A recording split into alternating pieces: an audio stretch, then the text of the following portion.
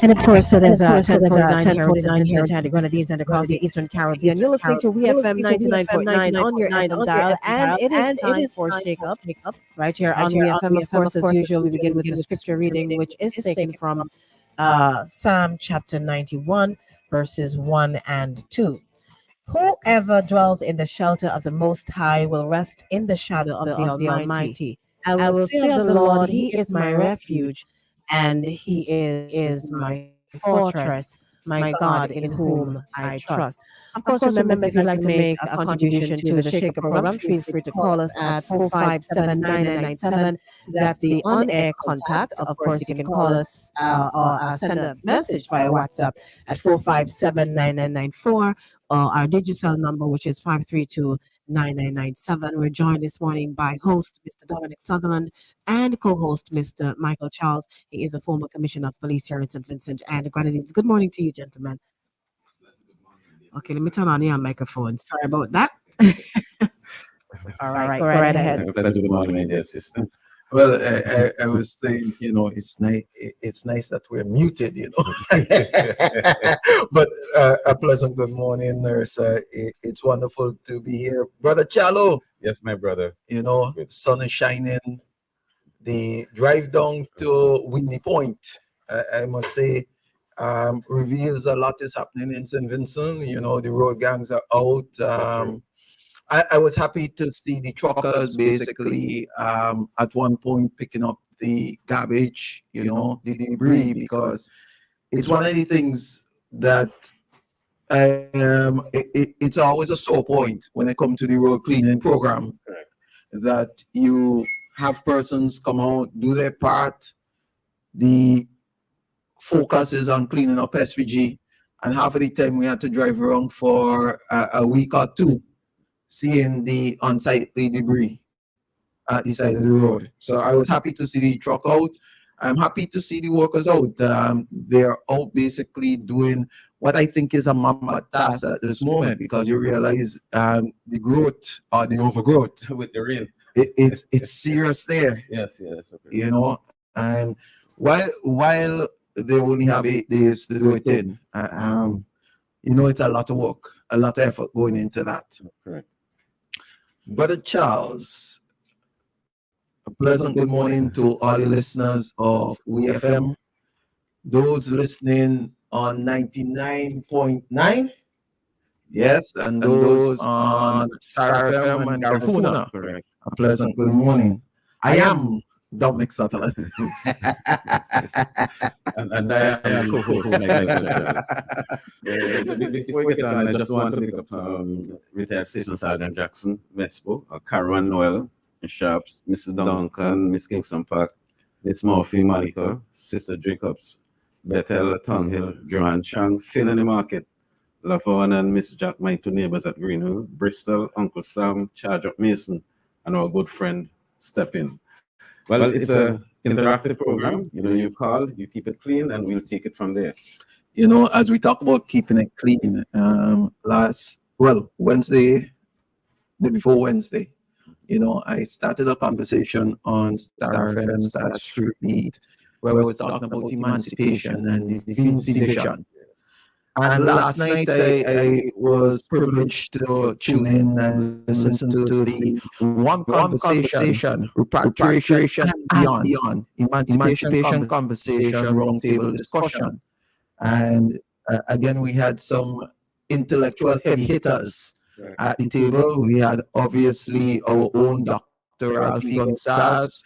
We had former Prime Minister of Jamaica, PJ Patterson. We had the former president of Nigeria, and I'm sorry, I'm not going to try to pronounce that name, except I'm gonna get it wrong.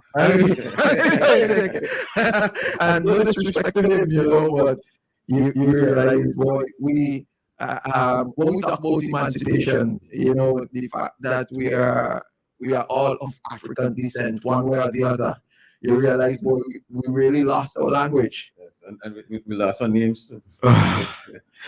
Well, I would say I could pronounce Dominic. The others might give me a little problem.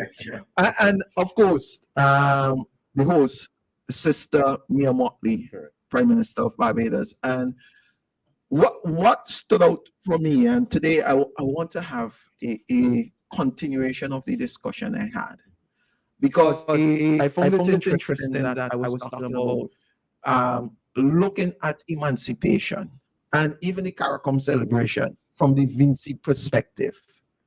And what was discussed last night was centered around the whole Bridgetown initiative for MIA 2022, where she was basically looking at the challenges that exist in the world and what small island developing states were facing. And interestingly, they haven't changed that drastically. That the conversation on reparations had its place in the discussion. And the factors that led to the Bridgetown initiative was basically cost of living crisis, stemming partly from the war in Ukraine and COVID-19.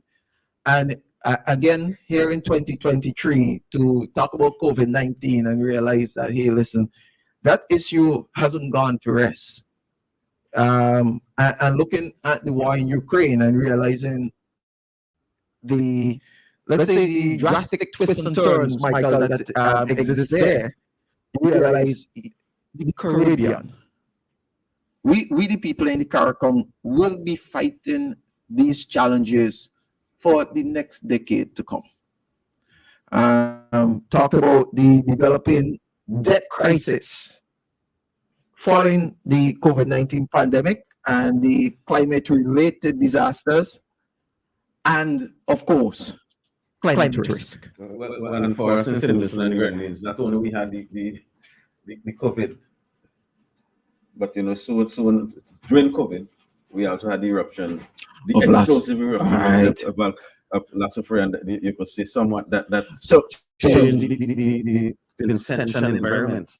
So we also could talk about our own Vinci initiative, yes, because of course, as you rightly mentioned, Brother Chalo, we do have to put into the mix the fact that not only did we have the Lassafray and the 33 eruptions, but we also had a hurricane.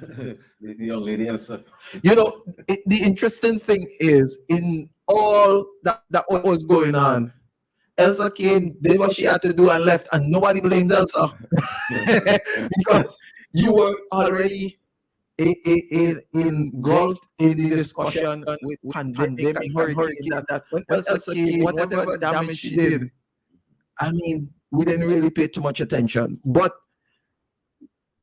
there were three things, and I'm pointing this out to set the context for our discussion, Brother Charles, that, to deal with these challenges, it was provide emergency liquidity. In other words, a funding base to help countries, developing countries, come out of their challenges. Expand multilaterally, lending to governments. Again, another way of sourcing income for governments, development plan. And step 3, active private sector savings for climate mitigation and fund reconstruction after climate disaster through new multilateral mechanisms. I smile with step 3 because, we have done something that, again, we have to continue to say it was a significant strategic move when we introduced the climate resilience levy in St. Vincent. Yeah, it would have had a discussion, and you would have those who would try to move the narrative away from what really needs to be discussed and hope that persons will follow. But the fact of the matter is, St. Vincent, through the climate resilience levy, have given ourselves an opportunity not to solve all our disaster problems, but at least first response. Because Michael and I, from our days, giving service to St. Vincent and the Grenadines through the Royal St. Vincent and Grenadines Police Force. No, first response is very critical. Very critical. You miss it, and most of the time the crimes go unsolved. But if you get in early enough where you can actually be able to ascertain what the true facts are, not the made-up version or we would say Facebook version, but you're able to get in and know who it is was first on the scene, who discovered the incident, what may have led to the incident. It's all part and parcel of crime fighting, and also being able to get on the scene to actually see who are the villagers and the neighbors around. So, after you have dealt with the immediate crime scene, you could get back to the persons to basically have a conversation so that we could deal with the effects of the criminal acts. The same how when you are dealing with disasters, you have to be able to get in and be able to mobilize so that obviously you could reduce the effect or the hardship of the challenges that are posed by climate challenges. Here we are speaking of whether it is a freak storm, whether it's a hurricane, whether it is, like what happened with left-handed Lenny, whatever the situation is, we have instituted a mechanism to help ourselves. It's called Climate Resilience Levy, where persons who are visiting hotels and you're going to spend a night, there is an $8 charge that goes towards a fund for disaster response. It's an excellent program. What we have to do is ensure that we don't wait until the disaster, but again, I would say we have to find creative ways because again, going back to the heart of the discussion last night with respect to reparation, what I gathered from it is if you download what is the Bridgetown Initiative 2022, the last ending paragraph, it ended this way. We do not anticipate complete agreement on the details and sequencing of the solution above, but rather aim to support progress on this initiative through greater understanding, focus, priority, coordination, and last but not least, and unity of effort. No, obviously I didn't read that word for word. I put in that part, last but not least, because I want to focus our attention on this unity of effort. Now, I look at the conversation with reparations, and we have to basically start to really think a little deep about where we are going. How do we get our nationals? Because to extent the conversation on reparations take place more at political level than on the ground. I'm not saying that they're not pockets, because I know our Rastafarian brothers and sisters, and today I want to big up Aisha Jackson and her cultural group, who always does something for Emancipation Day. Right. We have to be able to understand, yes, there are pockets of persons who basically will have the discussion about reparations. I remember when this conversation started, most of the time it seemed like it was only Dr. Gonzalez standing alone, having this call for reparations. But like any other plant, you sow the seed well, and you then start to see it germinate. Yes. And this is where you smile with the conversation, because it is getting to the point where more persons are actually having the conversation. Now, what is interesting for me is that, again, we look at the makeup. We have Jamaica, who you could say is one of the more prominent CARICOM nations out there. You have Barbados, who has placed itself as a significant financial player within the region. And obviously, you have St. Vincent and the Grenadines, who have basically been able to capture the imagination of the entire world through our presentations at the UN, now at CELAC, and the journey continues.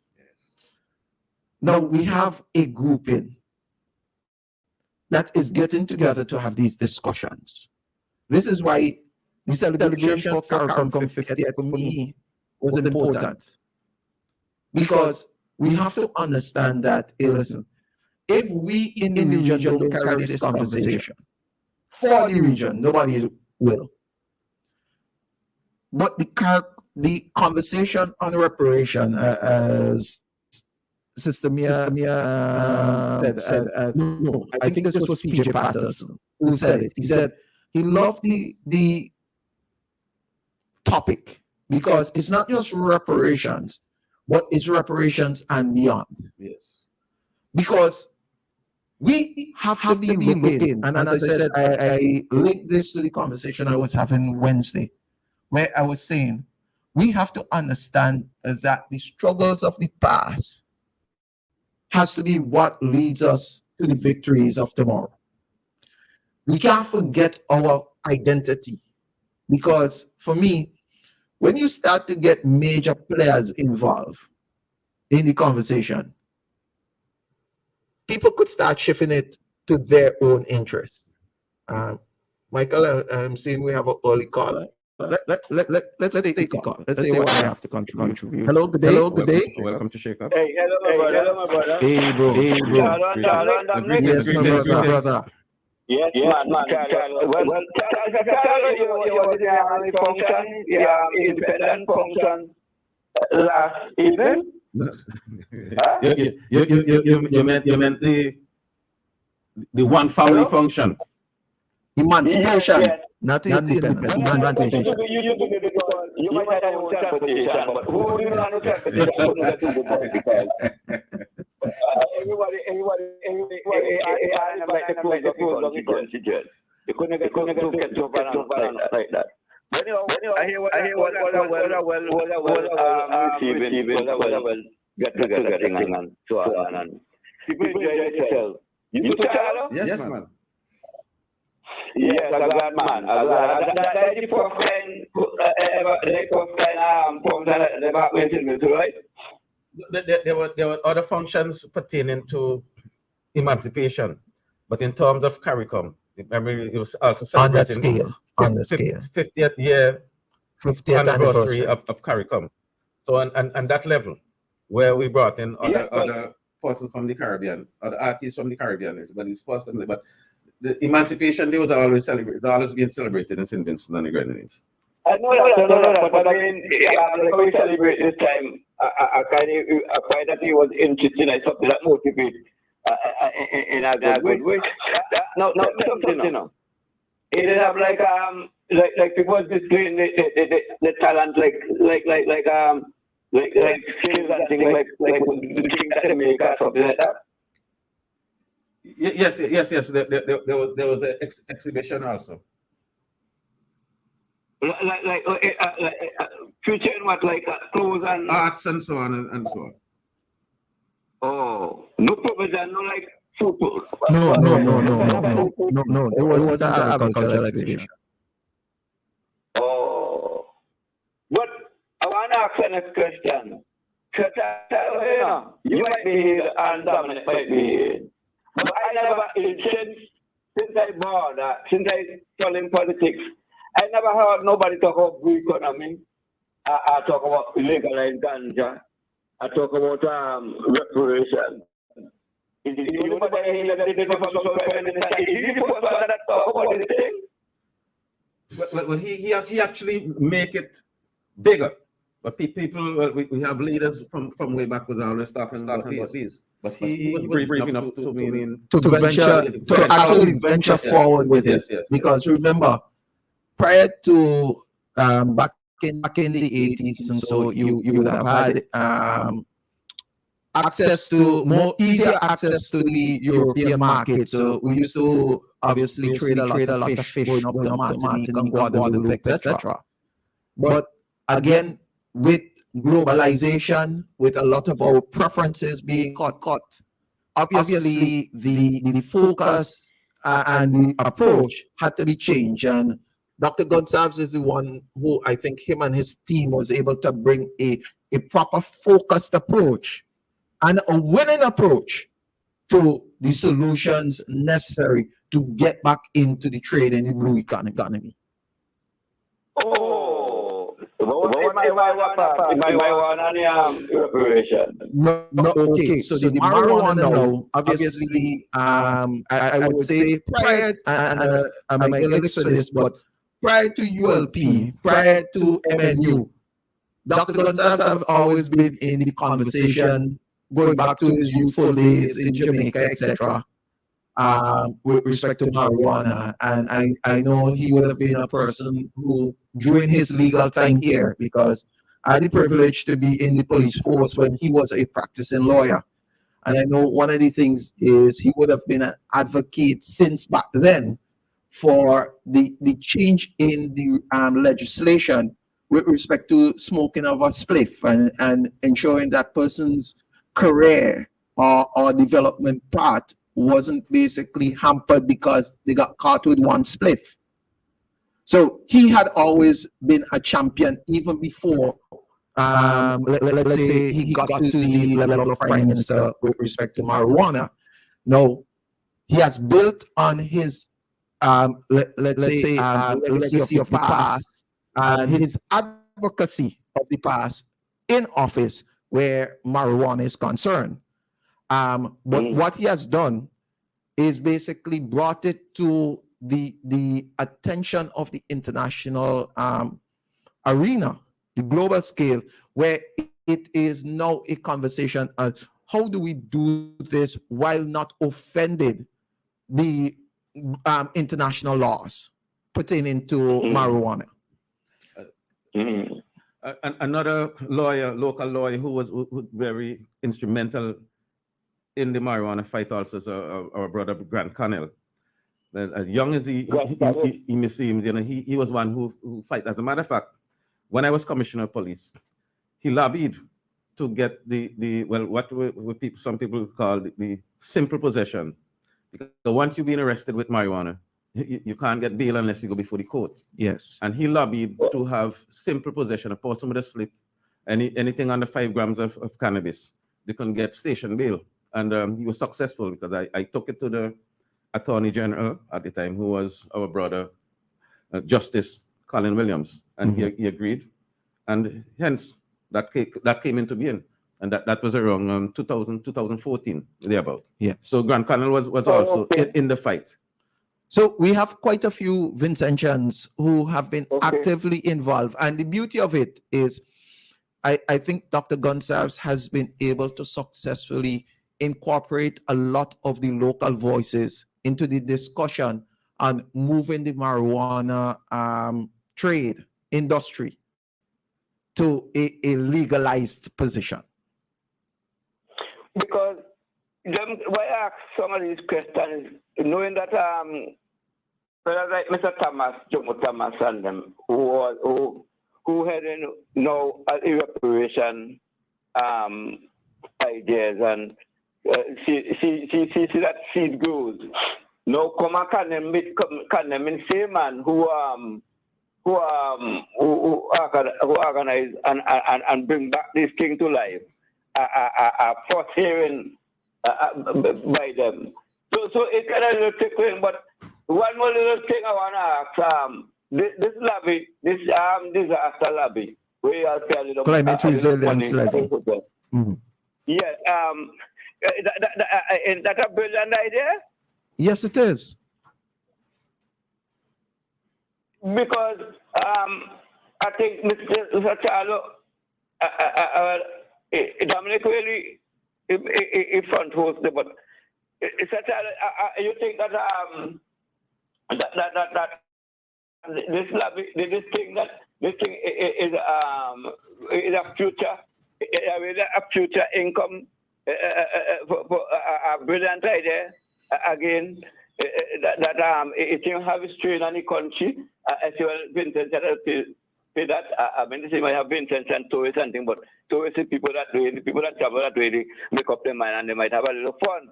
But when I find it's a brilliant idea that this government corporate in order to save in some money, that in case any disaster, anything that they could put that inside it. So tell me something now. You about how much rate, about how much money they inside that this lab now. You know anything about that? No, I have no idea, my brother. Unfortunately.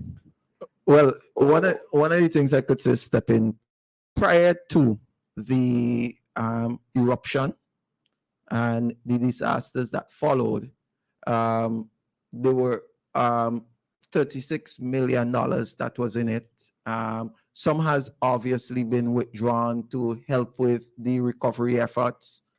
And since then, we have basically continued to contribute. So I would say that I'm certain it's still somewhere around the 40 million mark. 40 million? Yes. Well, that is a good set of money, man. Maybe. So therefore, if more tourists get this thing could build up $200 million. If you check it out. Exactly. And the thing with it is that it replenish itself. Where when you look at climate resilience projects and activities necessary to help with the recovery efforts, you have a first source. Because I mean, when you look at the cost of reconstructing bridges, and so you'll realize that the 40 million in itself right now can't do a whole lot.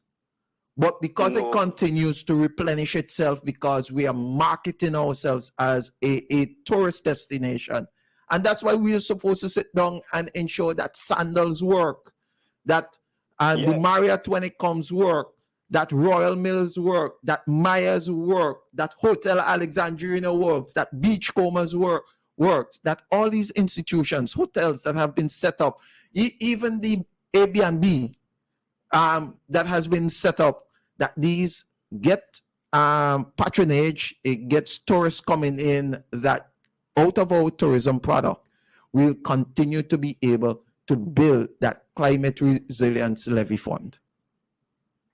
So you want to tell me that all this $1 million should have go to tourists? Because when you Marriott and all these people come, and this levy, this climate thing, have over 40 million now, and they spend some out in Aga the last time this pandemic. And then, according to Mr. Licker, you give the tourists and give them a $5 $10 to encourage them to come. Like if tourists some beggar, vagrant or something like that, like with inside his head. That means that is total, and then these people fighting for a person to be so they don't understand government business. Mr. Charlie, one more question before I go. One more question. I don't know how Dominic, I don't ask Charlie this kind of question. Go right ahead. No,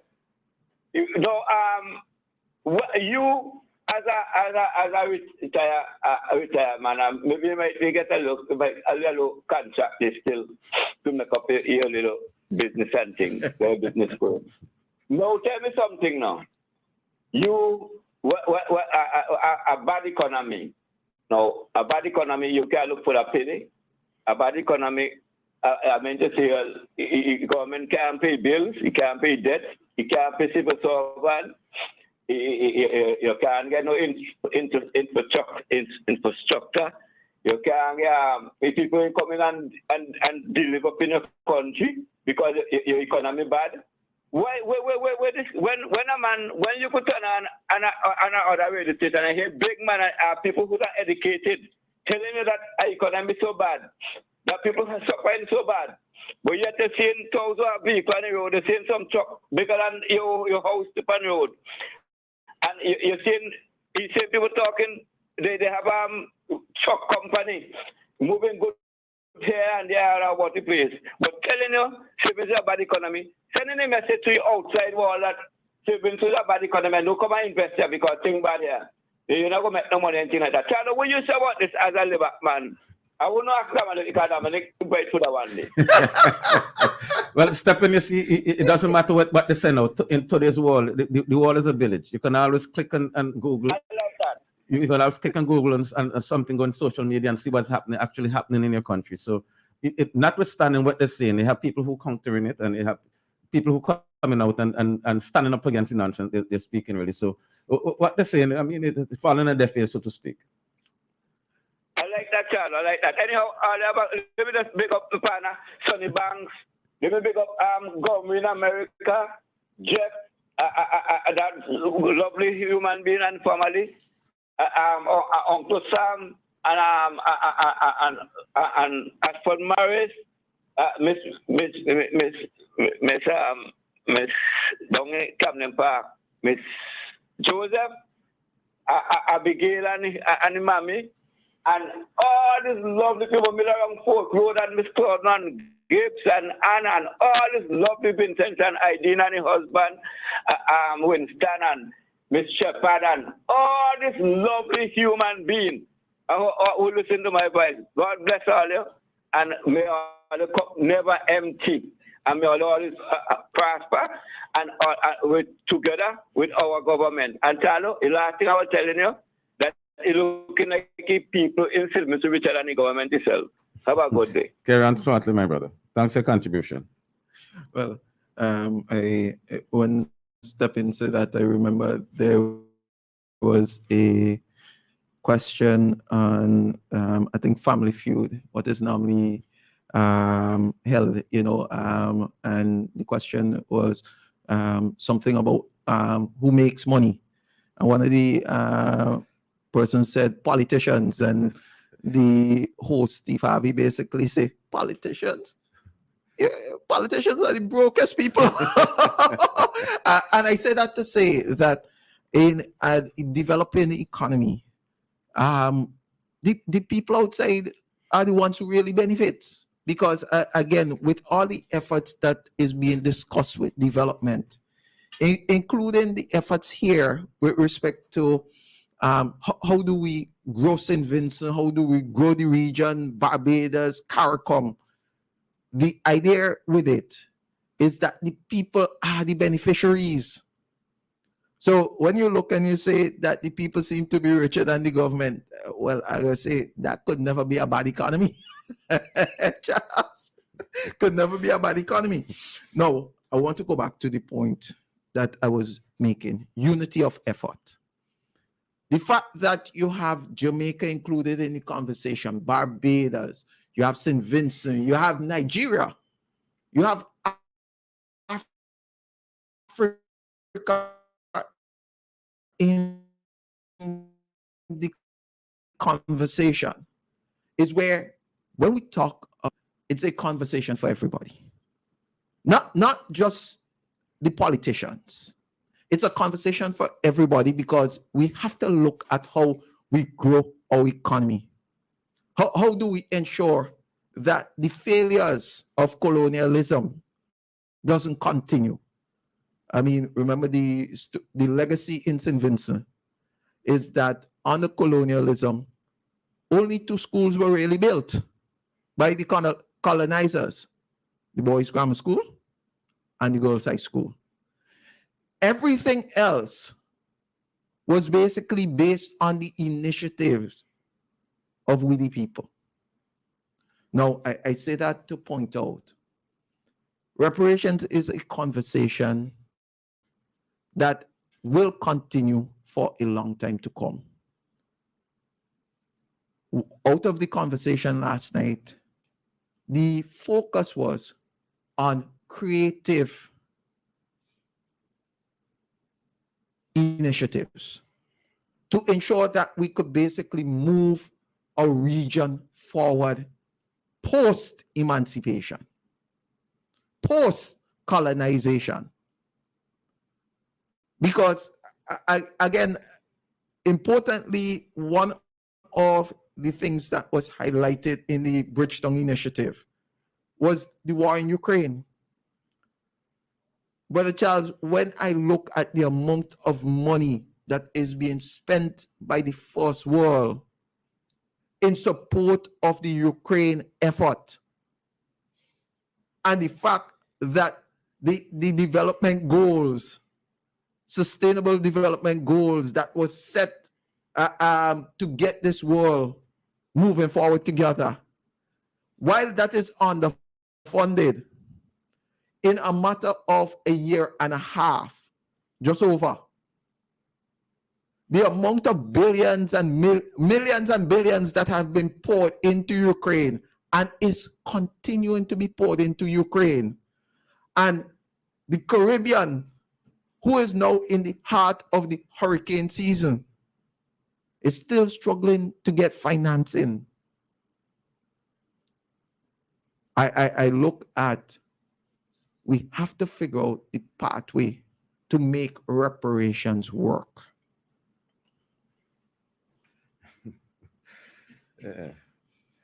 Sometimes you may have to ask what is these people priorities? You know what I mean? Because I mean, right in the Caribbean, Haiti is being on the threat. Well, Michael, I like where you're going. And I mean, with all the billions being spent on Ukraine, I mean, it don't have to be a billion. No, I was going to say maybe 1% of that right now, exactly. going to Haiti might make some difference. Correct. Because what we have is within our region a country, a state, an island state that is fighting for its survival. And the region itself cannot grow without dealing with Haiti. And I would boldly say that because one of the true realities of reparations, and it's something that we need to focus on, while our colonizers took the returns and rewards of our, let's say, capital, our assets, the fact of the matter is post-colonization, post-emancipation, all these assets belong to us, the people. So, and I say that so that we could basically get to the point where I'm talking about unity of effort. The fact that our colonizers was able to come in, organize a market economy built around sugar, banana, cotton, and was able to get rewards out of it. We still have the land.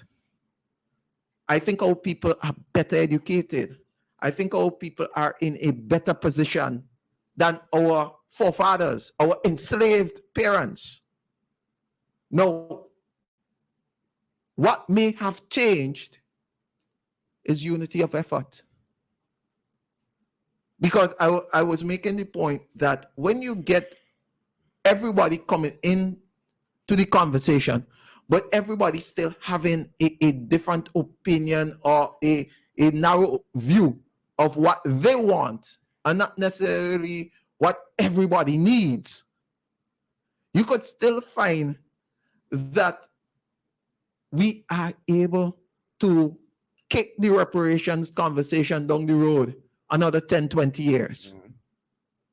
Because critical to its success, critical to our success, where St. Vincent has to be able to realize its own value, is that it's going to require unity of effort. It is going to require our vision of how do we grow our own economy. Know that we are in charge of not just the assets, but we are in charge of the returns. I mean, stepping a while ago talked about the climate resilience levy. And I too look at it and say, it's a wonderful initiative. And we have to be able to find constructive ways to use it to ensure that the nationals are able to prepare themselves for disasters while at the same time returning resources to the fund. So it can't be you're just taking out money and spending it and leaving nothing for a rainy day. But we have to find creative ways to use it. So Michael, you and I and every other citizen of St. Vincent can benefit from it without depleting it. Because this is what happened when we think of our colonizers. We think of the riots that brought about the changes in the political landscape of our island states. It was, I remember the cry, no taxation without representation. My memory of my history days go back well, where persons saw it as, hey, listen, we don't need to be exploited. We are contributing to the development, and because we are contributing to the development, we too need to benefit from the returns of the land. Now, I know we're at 11:30, and I think we'll take a little break here, yes, and then come back to the conversation. The flavor nice, it's locally made, affordable price, Lord, up to $3 retail. When you see we line it, with the red and white case, show me what you like it. It's cigarette from Empire, Holdings Limited. It's cigarette from Empire, Holdings Limited, with over 60 years experience. Hold the best tobacco, best ingredients. Yeah. This is your boy Lou to say, support local, buy your cigarettes from Empire Holdings Limited. 10 cigarettes in a pack for up to $3 retail. Remember, smoking is not for minors. I was looking for a cough syrup, looking for a drug to help this pain here in my throat. I needed something fast to help me with my cold. Then I turned around and there you go. I went into a store and I found what I needed when I shopped at Super Health. Super Health Pharmacy. We're located on Grenville Street, formerly Isles Boutique.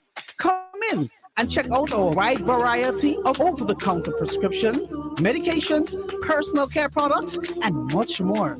Take advantage of our free delivery services, blood pressure, sugar, and cholesterol testing. Open Mondays to Thursdays from 8 a.m. to 6:30 p.m. Fridays, 8 a.m. to 5 p.m. Call or WhatsApp us at 497-8737 or 457-8737. Super Health Pharmacy. Your health is our priority. And I found what I needed when I shopped at Super Health.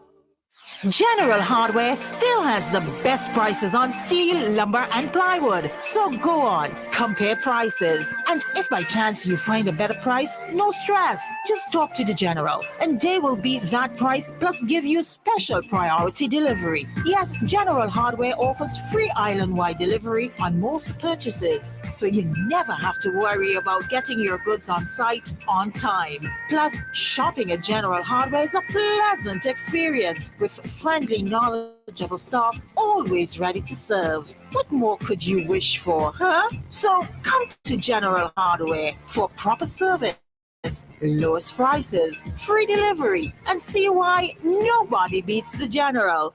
Nobody. That could have been you. An accident that could have been avoided because your tires had almost no grip on the road. Safety is a factor that should never be overlooked when it comes to your car or whatever you drive. SVG Tire Sales and Services in Balls Avenue and at Arnisvale carries a wide selection of quality new tires to fit any car, truck, minibus, or SUV, so you can experience a comfortable and safe commute every time. We are agents for the world's most reliable brands on and off the road, including Kenda Tires, the king of the mountain, Cooper Tires, king of the road and track, Ostone, the king of the outback, and High Fly, the king of the Asian highway. We also carry new tires for light or heavy duty trucks from MRF, High Fly, and Linglong. reliable set of new tires keep you, your passengers, and your payload always in the safe lane. So when you need quality tires with reliability at 100%, choose SBG Tire Sales and Services. In Kingstown, 457-1467, or in Arnesvale, 456-6444. SBG Tire Sales and Services. Performance and reliability proven when the rubber meets the road. SBG Tire Sales August Special. Buy 3 tires at regular price and get the 4th one free. Visit our store today. On Friday, August 4th, there'll be thousands of dollars to be won. A lotto jackpot of $155,000. A new home, car, or that college education. Lotto, you have to be in it to win it. Next Lotto jackpot, $155,000. 99.9, the heart and soul of St. Vincent and the Grenadines. WEFM is SVG.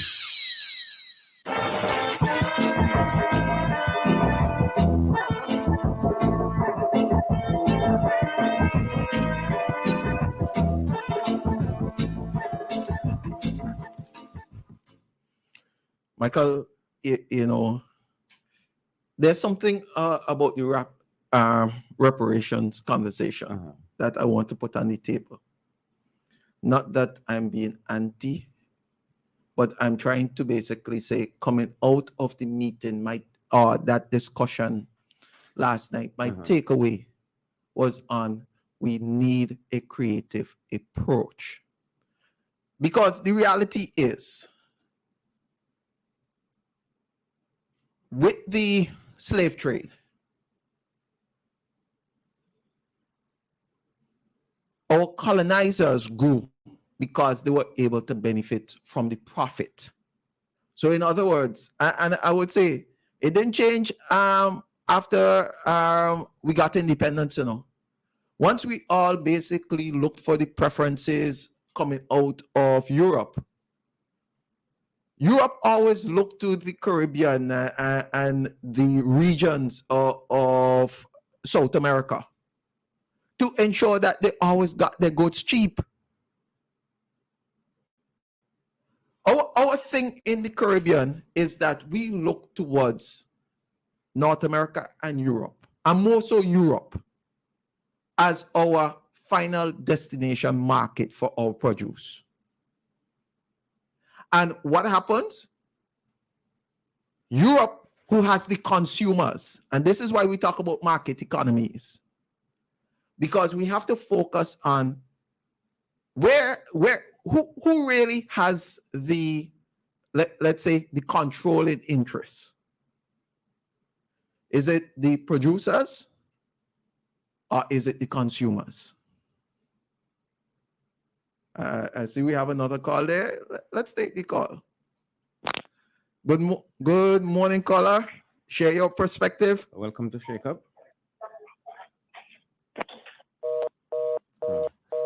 Caller, you can share again. All right. Yes.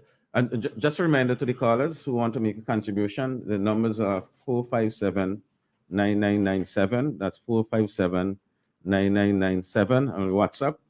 It's a 457-9994. 457-9994. You just call and keep it clean. Yes. So, Michael, I was saying, so you look at the Caribbean. The Caribbean have resources where we will be producers. But you have the consumers of Europe looking to buy all the produce cheap. This is where we now have to be able to figure out how do we become creative to ensure we could get the value added to take up our returns on our efforts. This is also part of the conversation. We have to understand that, hey, listen,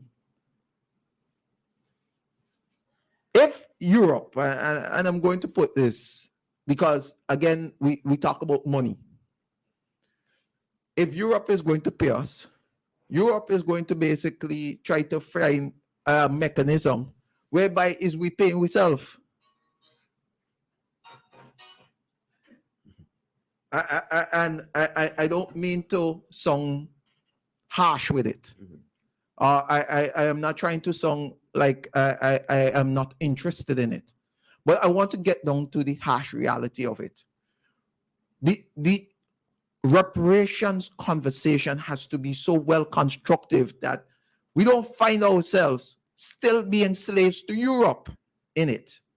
Because we will have the resources, they will trade with us, they'll try to pay next to nothing for us, for it, and then turn around and say, okay, what I used to make 50 cents and I'm gonna make $1 and then I'm gonna take that 50 cents additional profit and give it back to you.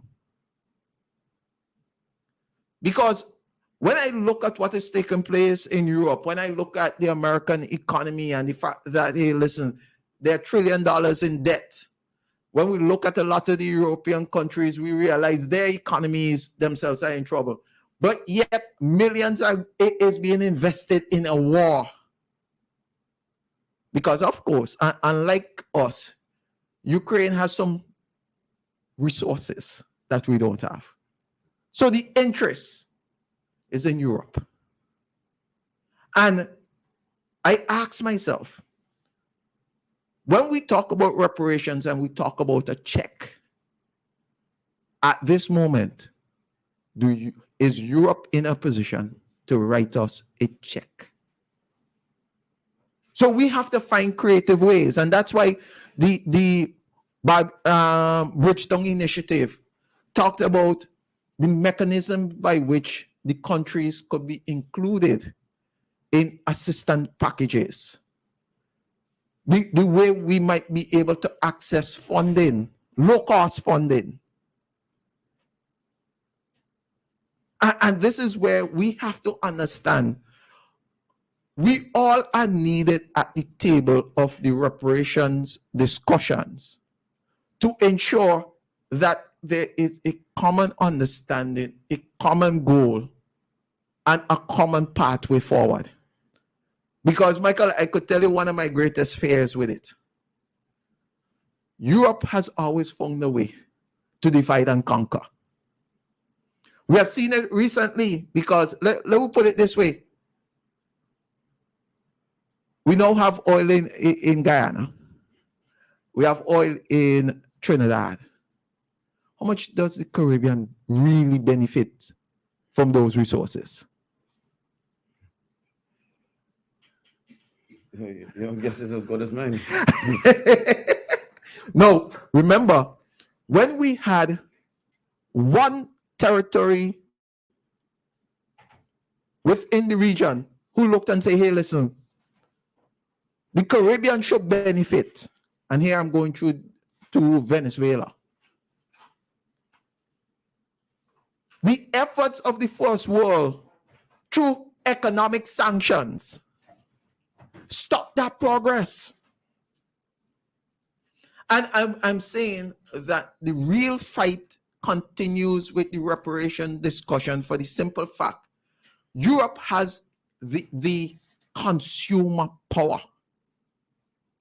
And a lot of the leaders of these European states use the economy as the driving force to maintain a certain position. So guess what? When we were colonized, or just after colonization, it was easy to get our produce up to the UK. The UK is now part of the European Union and all kind of sanctions in place, and our Caribbean region struggles with agriculture. The standards to produce and sell in the first world is guided by rules and policies that are put in place to protect the consumer, and not the consumer in St. Vincent, no. Not the consumer in Barbados or Jamaica. The consumer in Europe or North America. Brother Charles, if I'm going out to order, tell me. No, you're good. You were my senior during the police force, and you could correct me now. If I'm going out to order, correct me. You carry on. We have to understand that, and I say this, and I make no apologies for it. I continue to maintain that slavery has changed its form and fashion. It's not the white man standing up with a whip, or the white man getting a black man to stand up with a whip. But it's now we make rules and laws and we change them based on our whims and fancies. I mean, one of the things that has happened recently that makes me stand up and take notice. How many of those European countries that is now basically putting the significant pressure on Dominica actually came forward and say, Dominica, here is a $1 billion check to recover from the 2 hurricanes that struck you. So Dominica, through its own creative initiative, decided, hey, listen, I gotta sell passports. And now that ain't pleasing to Europe, so that cut.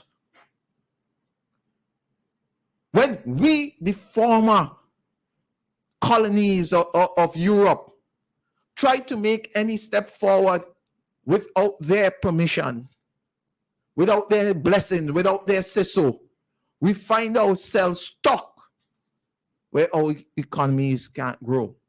So take, for example, one of the discussion that is in the Bridgetown Initiative is about developing states all having access to funding. Michael, you would know that St. Vincent finds itself where once you start to move forward in the development scale, finding funding becomes difficult. Because when you're impoverished, you could easily approach the World Bank, etc. They're going to send in the IMF, etc. Put all kind of well-disguised assistance in place to keep you poor. Yes, I'm saying that. Europe is not interested in the Caribbean region being wealthy. Has never been. So our discussion surrounding reparations has to be our focus on understanding our value and understanding how we could use this value to build ourselves. And one of the things is it's going to start internally. Michael, it requires you and myself as Vincentians sitting down and being prepared to work together. Unity of effort. You know, you touched on Haiti a while ago, and I smile with it.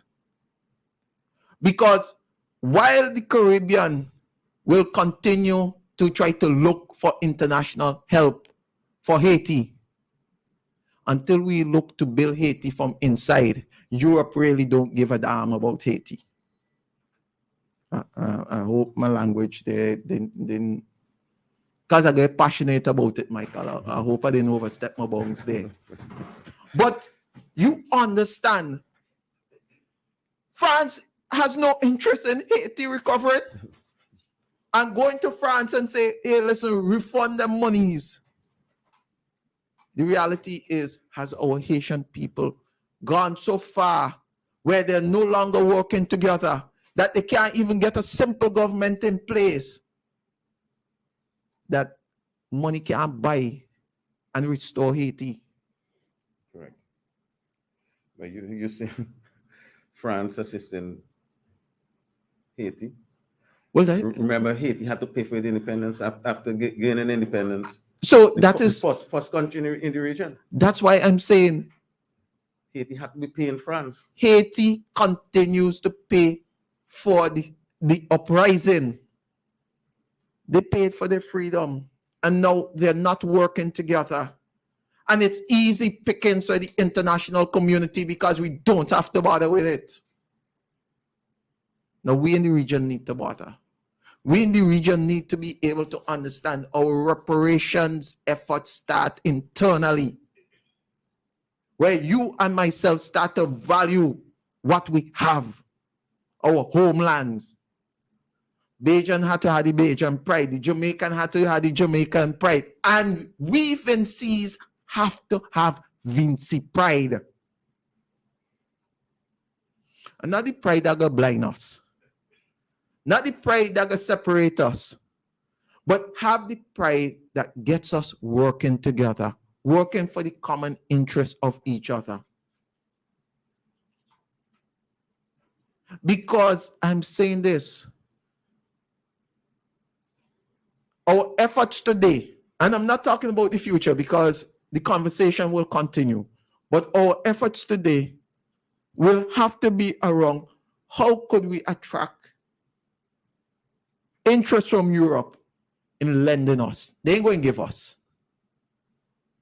The best that we might get at this moment is an apology, but it's not an apology with a check.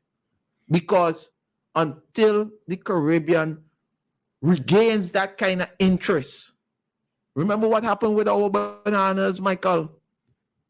The moment they could have bought from Latin America at a cheaper rate, everybody went for it. Our big brothers, because we don't look up to the US, our big brothers in Washington had no problem putting it forward and fighting against. We in the small islands, we in the West Indies, we in St. Vincent. I'm saying, I love the fact that our conversations with reparations is there. And we have to see beyond, because we have to be able, as Mia ended the night, as she said, you know, built on the fact of the conversation that was there by PJ, by Dr. Gonsalves, and by our brother from Nigeria. We got to find creative ways. We have a caller. Sorry, caller, you can call back. We have to find creative ways to tackle our challenges. And we as a people can't sit back and say, oh, there's political talk. And we have nothing to do with it. We as a people have to get involved. The caller is back. Hello, good day, caller. Welcome to Shakeup. Yes, man. Mr. Dominic, just back in. A little correction there. Now, the Prime Minister, Mr. Ferdinand, and everybody fighting down, everybody talk about the CBI thing, is a fund, the scheme, and is that what this thing and all kind of thing. I know you have to protect the borders from tourism and all this what the thing that going on with this scheme, and even in the country them that doing it, if money don't have hit trickle on the poor man is the politician and taking the money. So is that what the thing right? So when they really blend that with the slavery thing, I find that that song into good to be. So maybe if you want to correct anything like that, because step in. I'm sorry. Program. Sir, I mean, to say we consider making some money is true, but at the same time, it could lead us to black market and all kind of thing. Well, from the European side, I mean to say, if the stuff, I find it, this stuff no one said a thing that's wrong. But to say this one they could give them a thumbs up for this one, because this one they have to protect the borders and the tourism and tourists and all kind of things to blow them up and all kind of things. So well, so if you have any more step in. I will say this to you. You think they honestly worry about the let's say persons of suspected character, when that same person could walk into any bank in Europe and still open an account without any real traceability? Or are they more concerned that a lot of their funding is leaving Europe and getting down to the Caribbean? Which one you really think is the major issue? Well, I kind of tie up, you know, listen. I know what you're about that, but what I said is a kind of example Dominic was making when he mentioned Dominica with the CBI. Not that he's in support of it, but when he's saying that Dominica have the CBI program, but before when Dominica had the hurricanes back to back, the European countries never even come and say, okay, Dominica, look a cent, 1 cent for this. Just use that as an example to see that now that they come up with something creative. They come with something creative. No, they hit them against it. But that's basically what we're saying. Yes, tell somebody they're talking to. All right, Stephen. All right. Okay.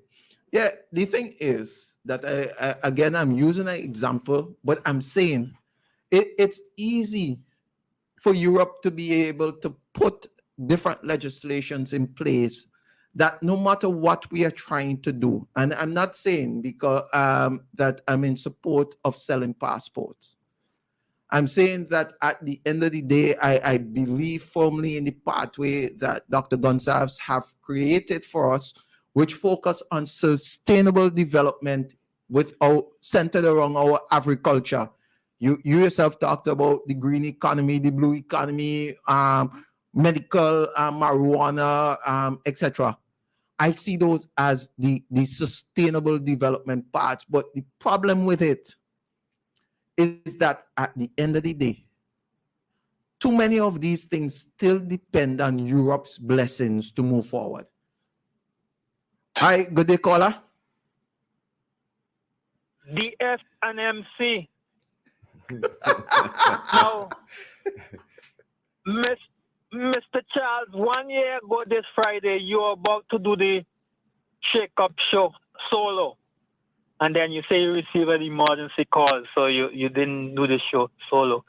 Since then, I haven't seen you do the show solo. Why are you backing out from doing a solo show? I'm not backing out, my You don't brother. think you can handle it by yourself? I will try. But I'm not been a backing year out. I'm waiting on it. It's a year now I'm waiting on it. Exactly 1 year today. Wow. That's what you call record keeping.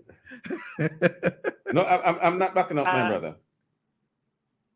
No, when you're able to do when you're ready to do a show by yourself, would you be able to entertain a call that may be critical of the government or would challenge you as a host? But I'm co-host and I'm doing it now, so that's why I'm practicing to do it. You're practicing now. I want to see if you would be able to, because some hopefully some hosts don't want you to be critical, or don't allow you to be critical or to challenge. Hopefully, sometime in the near future, I'll ride solo. Don't wait too late. You No. know, time is running out. We're here today and we're gone tomorrow. That is Don't so wait true. too late. That is true, my brother. That is so true. So let's celebrate the moment and don't worry about the things that didn't happen should have happened. But let's focus on how together we could build going forward. Never happen.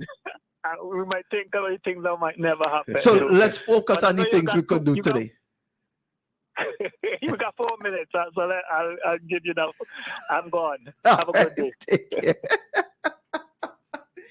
Yeah, together we got to build. And that's why I liked how this correspondence coming out of Barbados, the Bridgetown Initiative is written, where it ends unity of effort.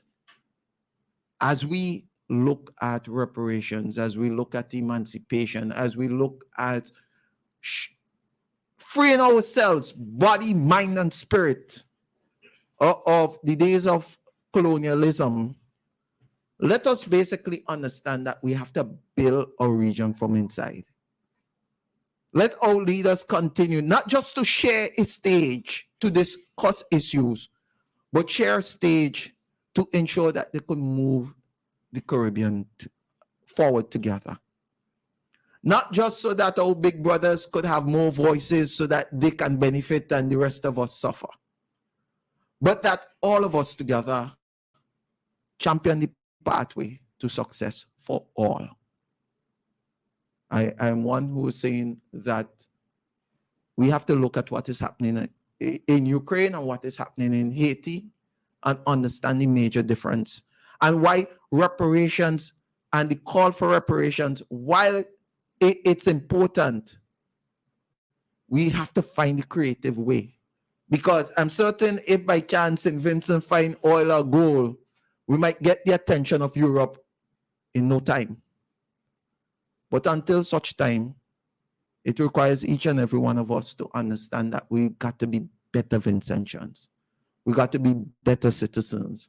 We got to really work together to change our economic fortunes. We still own the land. We still own the resources. Let us work together to ensure that we know, just like as what would have happened in the days of colonialism, that we know replacing the Europeans could grow our economies and really ensure that we get the returns or the desired returns from our assets as we should. Working together, working from inside, let us ensure that Haiti don't fail, because Haiti fails, CARICOM fails. Haiti fails, the relationship in the region fails. We are all one. Together we must build unity of effort. Thank you very much for having us, Michael. No, just to say, I was very happy to see because with the promise for the fertilizers that the Ministry of Agriculture promised the farmers in Green Hill. Yesterday, again, we have another shipment of fertilizers to the farmers, well-deserved farmers in Green Hill. So, well, if you're going to end there, I'm going to use the opportunity to, indicate to the farmers next week, Wednesday. Remember, at 6 p.m., we're going to try to have another meeting this time to look at the formation, have a presentation from the corporate division on the formation of a cooperative, so the farmers could get together, work better together. Remember, again, you see, Michael, you brought it up, unity of effort. yes. That's what we're hoping for. No, I see we're getting a kind of eye from my brother over there. So, Michael, we say good evening to everyone. Have a wonderful lunch. Have a wonderful weekend. Let us continue to cherish each other. God bless. Work together. God bless. The flavor nice, it's locally made. Affordable price, Lord, up to $3 retail. When you see we line with the red and white case, show me what you like. It's cigarette from Empire. Holdings Limited. It's cigarette from Empire. Holdings Limited. With over 60 years experience. Hold the best tobacco, best ingredients. Yeah. This is your boy Lou to say, support local.